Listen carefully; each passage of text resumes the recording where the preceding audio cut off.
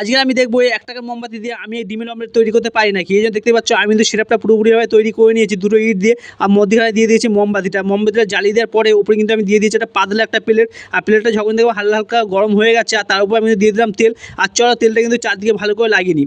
আর তেলটা কিন্তু লাগিয়ে নিয়ে আমার কমপ্লিট হয়ে গেছে। এবার চলো এটার মধ্যে ডিমটা আমি ভেঙে দিই। আর দেখতে পাচ্ছ ডিমটা আমি কিন্তু যখনই ভেঙে দিলাম একটা দিয়ে কিন্তু একটুখানি ধরে গেল, মানে ওই দিকটা একটু বেশি গরম হয়ে গেছে। তো 5 মিনিট পরে দেখা হচ্ছে। 5 মিনিট পরে দেখলাম যে মোমবাতিটা এখনও জ্বলছে আর ডিমের অবস্থাটা কিন্তু এইরকম আছে।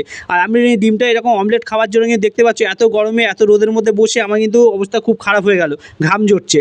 আর চলো ডিমেরটা অবস্থা কিন্তু এইরকম টাইপের হয়ে গেছে। আর আমার ভাগ্নিও কিন্তু লোভে বসে আছে কখন ডিমের অমলেটটাও দেখবে। 1 ঘন্টা হয়ে গেছে, 1 ঘন্টা পরে কিন্তু দেখলাম ডিমটার অবস্থা এরকম হয়ে গেছে। তো সবার প্রথমে আমি খেতে আরম্ভ করলাম, আর খেতে কিন্তু ছিল খুব দুর্দান্ত। আর ডিমটা কিন্তু নিচে অল্প অল্প গিয়েছিল পুড়ে। তো এরপরে কী রান্না করে তোমাদেরকে দেখাবো এরকমভাবে, অবশ্যই কিন্তু আমাকে একটা কমেন্ট করে বলো। আর চলো আমি তো এখন খাই, আর খেতে কিন্তু হয়েছিল অসাধারণ, তোমাদেরকে তো বললামই। আর চলো ভাগ্নিকে সবার প্রথমে একটু টেস্ট করা, এবার ভাগ্নিও কিন্তু দেখতে টেস্ট করলো, আর ভাগ্নি বললো খেতে কিন্তু খুব দুর্দান্ত হয়েছিল। তো যারা এই ভিডিওটা দেখলে অবশ্যই যার সময় লাইক করে